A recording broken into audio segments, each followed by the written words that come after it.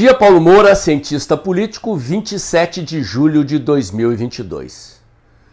A questão da comunicação política, do marketing político, das eventuais estratégias dos candidatos nessa eleição, especialmente da candidatura do presidente Bolsonaro, já foram objeto de vídeos aqui no meu canal inúmeras vezes. Quem acompanha o canal já está acostumado a me ouvir falar sobre isso.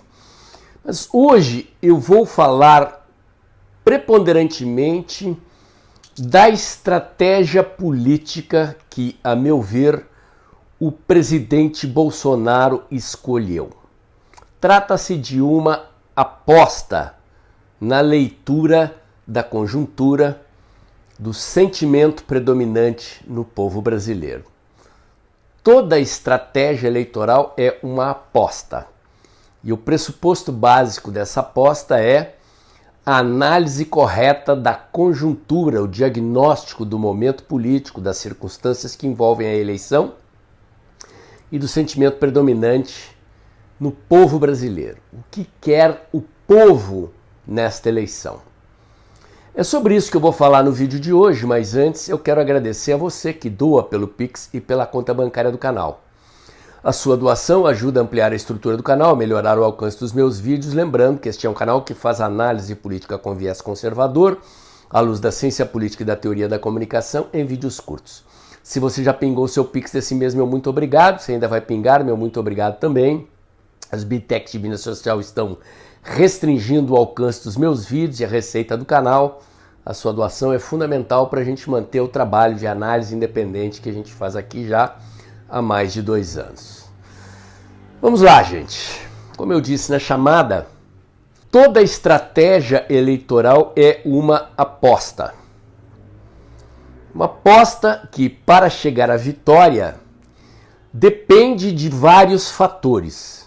Mas o primeiro e mais primordial desses fatores é o diagnóstico correto do momento, das circunstâncias e do sentimento predominante no povo naquela eleição. Não existem duas eleições iguais, não existe uma solução que funcionou para uma eleição anterior e possa funcionar para a eleição seguinte, ainda que os candidatos sejam os mesmos. No caso agora, os candidatos não são exatamente os mesmos. Na eleição passada, o presidente Bolsonaro derrotou Haddad, agora o inimigo é Lula.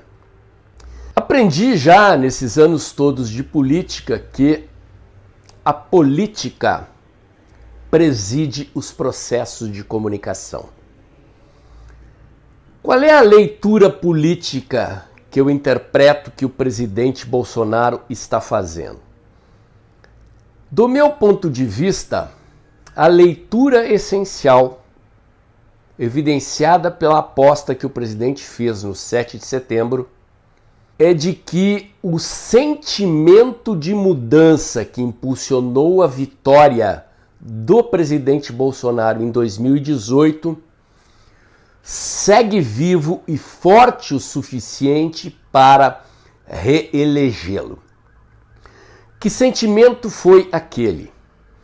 Um sentimento antissistema, anticorrupção, anti todos esses que já estiveram no poder antes no Brasil, em conluio com os banqueiros, com a cúpula do judiciário, com a ala corrupta do sistema político, e que produziram aquele cenário que antecedeu 2018.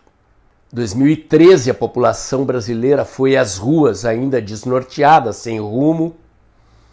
Depois do resultado frustrante da eleição de 2014, o povo entendeu que o nome do problema era PT e o movimento adquiriu um alvo: remover o PT do poder. O PT liderava esse bloco de forças políticas que sempre dominaram o poder no Brasil, que sugavam o aparato de Estado de dentro ou na sua periferia, valendo-se do acesso ao poder. Banqueiros, empreiteiros, grandes veículos de comunicação, Boa parte da elite da burocracia do sistema político e do sistema público brasileiro tinha um pacto de poder, e os brasileiros excluídos desse pacto de poder, patriotas de verde e amarelo, empreendedores individuais, médios, pequenos, micro, alguns até grandes, foram às ruas para mudar este sistema. Criou-se então um conflito político estrutural. Não se tratou em 2018 de uma eleição comum. Era uma mudança no eixo do poder. Até ali, os partidos tradicionais se revezavam no governo. O PT, que era até ali um excluído do country club do poder, digamos assim, recebeu a sua carteirinha para Lula fumar charuto e tomar uísque escocês com os banqueiros, a elite do empresariado e do sistema político. E este modelo ruiu em 2018. E ruiu pela força do povo nas ruas. De 2013 até a eleição do presidente Bolsonaro, inclusive no primeiro ano do presidente Bolsonaro, essa força prevaleceu até que o sistema se reorganizou, valendo-se da posição de Rodrigo Maia à testa da Câmara dos Deputados, em aliança com a cúpula do STF, cujos juízes eram, até então, todos indicados pelos partidos derrotados em 2018, passaram a utilizar os espaços institucionais que detinham no sistema político para tentar barrar a onda da mudança. E desde então nós temos enfrentado esse conflito de maneira árdua, difícil. O presidente Bolsonaro, lá resiliente, não se dobrou, não dobrou a espinha, seguiu fiel a esse projeto. Muitas pessoas talvez não tenham entendido o recuo de 2021 no 7 de setembro. Do meu ponto de vista, e eu disse isso aqui em vídeos, o presidente transferiu o conflito derradeiro para o 7 de setembro de 2022, propositadamente para que ele coincidisse com as urnas do primeiro turno, com a eleição. O presidente se reorganizou depois desse confronto lá com o sistema, mudou os presidentes da Câmara, do Senado, aliou-se a uma parcela do sistema político, seguiu jogando dentro das quatro linhas, segurando os adversários como pôde, chegou às portas da eleição de 2022, como nós estamos aqui. Estabeleceu-se dentro da nova aliança, do novo pacto de poder, uma discussão sobre a estratégia de comunicação e marketing do presidente. Os partidos do Centrão trouxeram um marqueteiro tradicional, valendo-se da tecnologia conhecida do marketing político tradicional, baseado em pesquisas, passaram a defender que o presidente precisaria se moderar para conquistar o centro, os eleitores de centro. Conflito estabelecido com Carlos Bolsonaro, filho do presidente, o Carluxo, que conduziu a estratégia vitoriosa de 2018, comunicando via internet aquele sentimento existente no povo brasileiro. Passaram-se 4 anos, algumas coisas mudaram, o Brasil mudou bastante, os escândalos de corrupção desapareceram, a economia brasileira, apesar de todos os obstáculos que o presidente enfrentou ao longo desses anos, talvez os mais duros obstáculos que um governante já tenha enfrentado na história recente do Brasil, chega às portas da eleição com um Brasil muito melhor. Mais liberdade econômica, prosperidade à vista no curto, no médio e no longo prazo, um combate efetivo da inflação neste momento. E a pergunta que se faz é: qual é o sentimento predominante no povo brasileiro hoje? Eu tenho dito aqui no canal que o povo sempre vota na expectativa de um futuro melhor. A pergunta é: aquele sentimento que levou o presidente Bolsonaro à eleição em 2018 está vivo e forte e é suficientemente forte para reeleger o presidente?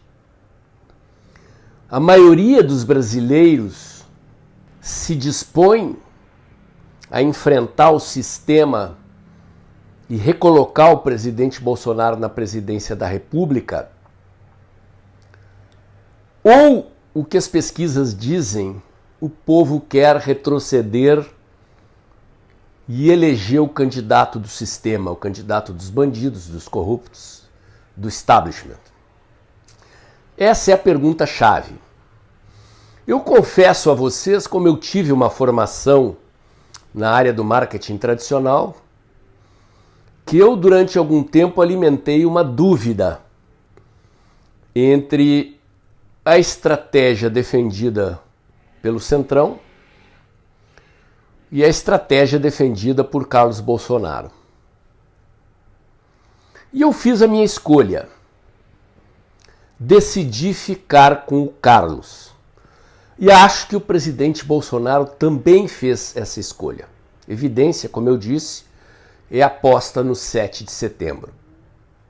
O cenário, evidentemente, não é o mesmo. Vou dar um exemplo aqui para vocês entenderem, já usei esse exemplo outras vezes aqui, como duas conjunturas eleitorais requerem soluções estratégicas diferentes. O exemplo, me perdoe, é o do Fernando Henrique Cardoso, em 1994 e 1998.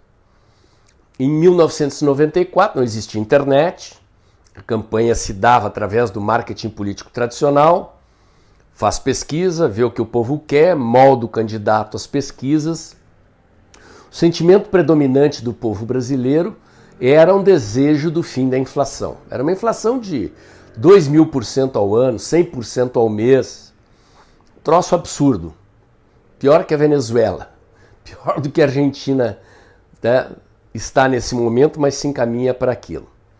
E o Fernando Henrique Cardoso fez o Plano Real, derrubou a inflação em cima da eleição, meses antes da eleição, em julho, implantou o Plano Real, ou seja, entregou o fim da inflação antes da eleição e concorreu alegando o seguinte: olha, eu sou o único que pode garantir que a inflação não vai voltar. Se vocês votarem em outro candidato, eles vão mexer no Plano Real e a inflação vai voltar. Se elegeu em primeiro turno. Mas, tucano como ele é, não fez a reforma do Estado, principalmente a reforma da Previdência.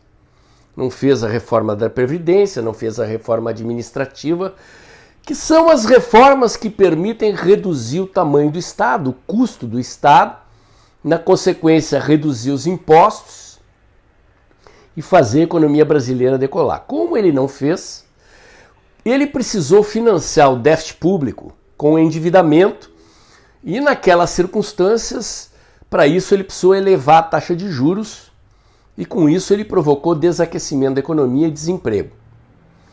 Então ele chegou às portas da eleição de 1998 numa outra situação.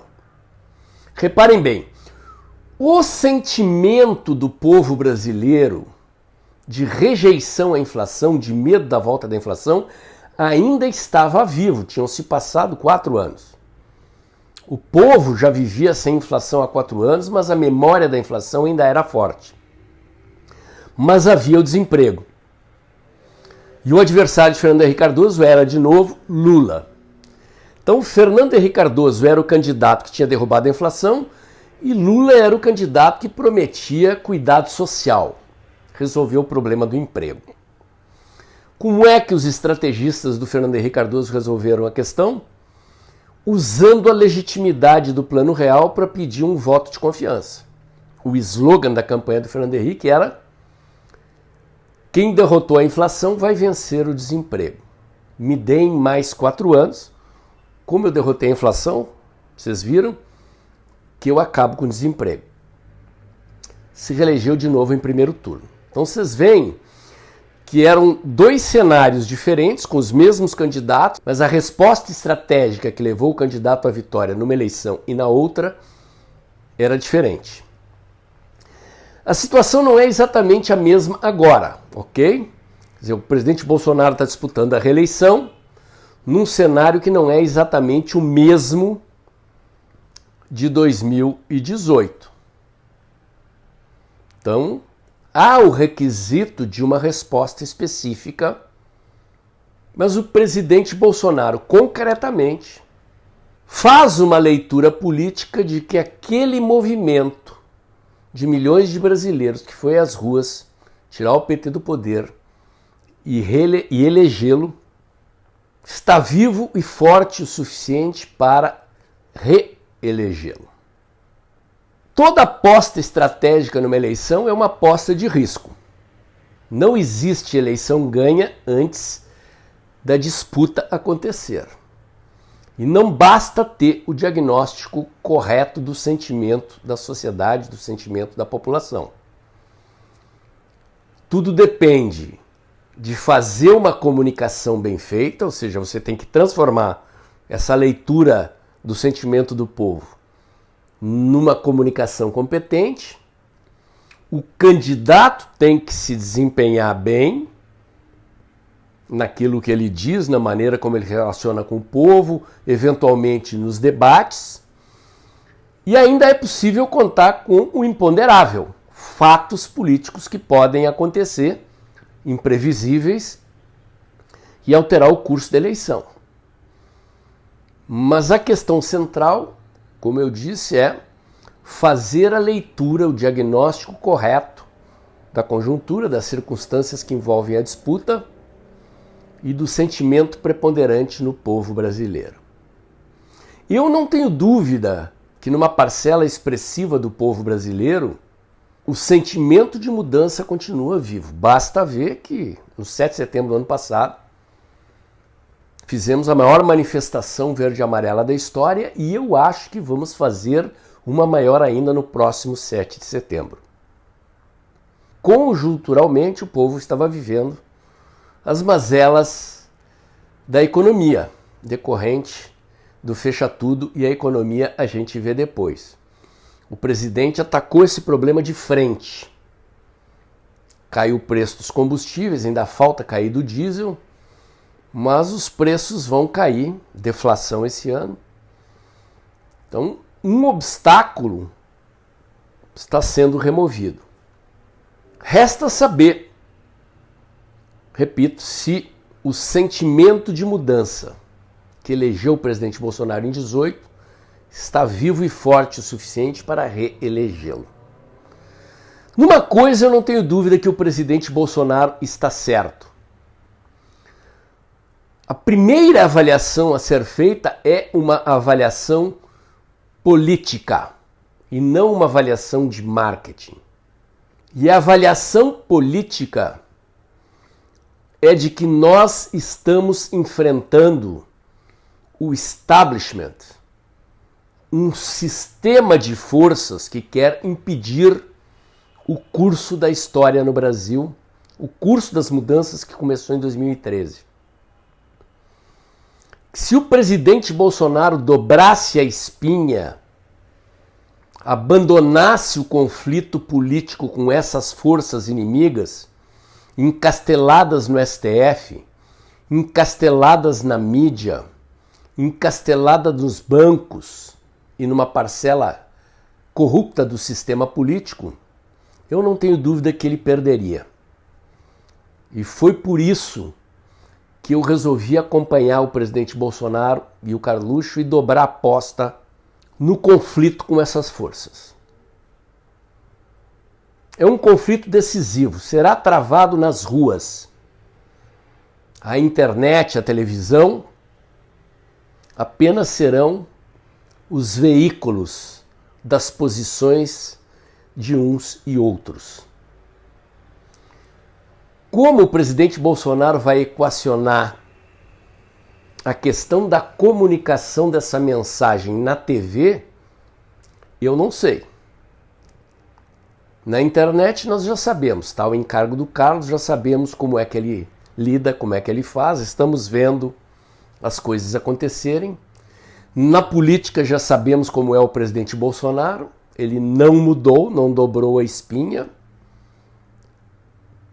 precisou fazer alguns movimentos táticos que alguns não entenderam, mas nós chegamos na porta da eleição com o mesmo presidente autêntico, comprometido com a luta com a qual ele se empenhou como nosso representante em 2018.